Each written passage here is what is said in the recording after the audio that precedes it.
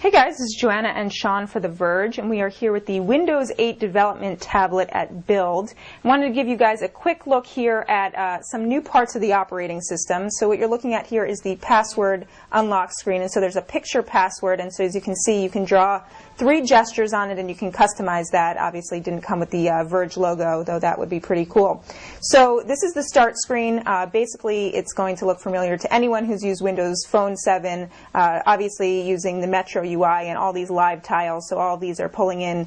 Here you've got the stock one, this is a Twitter one, this is weather, and actually every app that you have on your PC or on your tablet shows up here as a tile. And you'll be able to eventually organize them, but I'll show you right now how you can, if I can actually move this around. So that's one feature. You can pull it down and it will show you, you can make it smaller, and you can actually unpin and uninstall that way as well. We have not figured out how to actually back out of that, so just to show you how to move this again, so you can, it's supposed to be able to bring it up, but they're really sticky and do not like to separate from their friends. But you can move it that way. You can also move it up and then use another finger to pan, which is sort of cool. But yeah, like I'm saying, they really like to stick together. But eventually you'll actually be able to zoom out and you'll be able to organize them by different categories, though that's not working right now. So other things to sort of show you is jumping back to the desktop, and obviously they have not cut out the regular Windows 7 desktop, so obviously looks a lot like Windows 7 here, and you can just get back here where you'd usually find the start menu. It replaces the start menu, basically. Yeah, totally replaces the start menu, and the desktop is an app, as we've heard many times today from some executives at Microsoft. So in terms of pulling other apps in, and so they're focusing a lot on full screen apps, and just to show you there, if I can pull it in right, you can cycle through your apps like this. So just to show you on the sides, you've got, on this side you can pull in apps. On this side, you've got to be in another app there.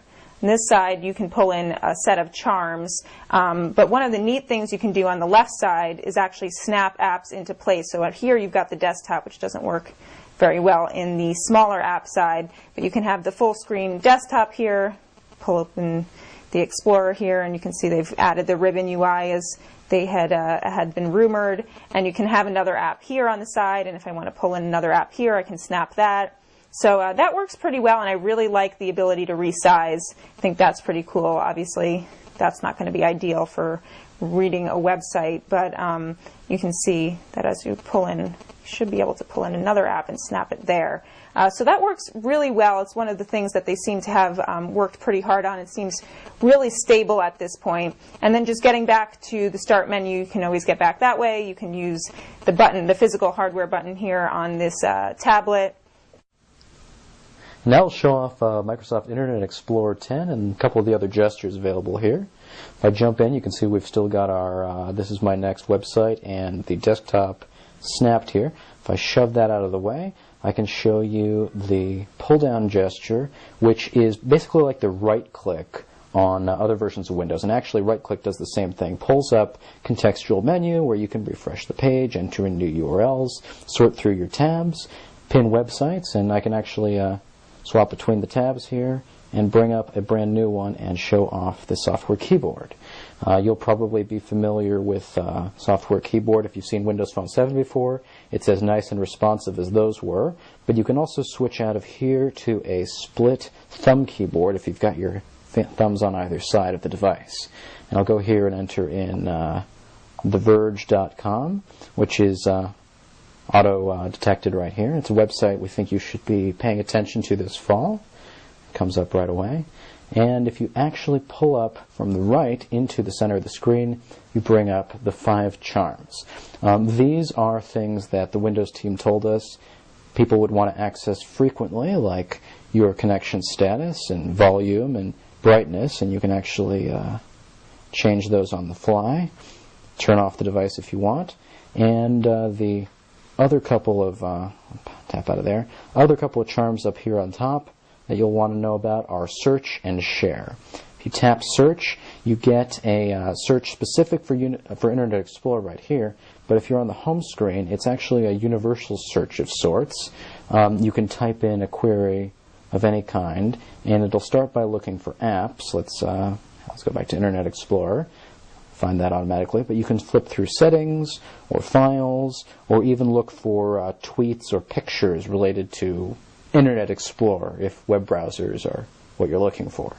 If you're at a website that you like, or if you've got a screenshot of something particularly interesting that you want to share with others, like TheVerge.com, you can go to the Share charm, and it'll should, when I swipe in from the bezel appropriately, allow you to tweet that directly, send it to Facebook, or any other app that has a contract here. So if I go here, I can send it to Facebook, and give a quick description, pull in my hardware keyboard if I like, which is off screen right now, and say, check this out. Share that in Facebook, and that will go to the link to Verge.com, because it's got a few lines of code that let it know that can share with it. There's also a devices charm right here. You can send directly to other devices, or play to probably DLNA compatible devices, or even print out on a printer if you've got something like that nearby. And that's what charms are like.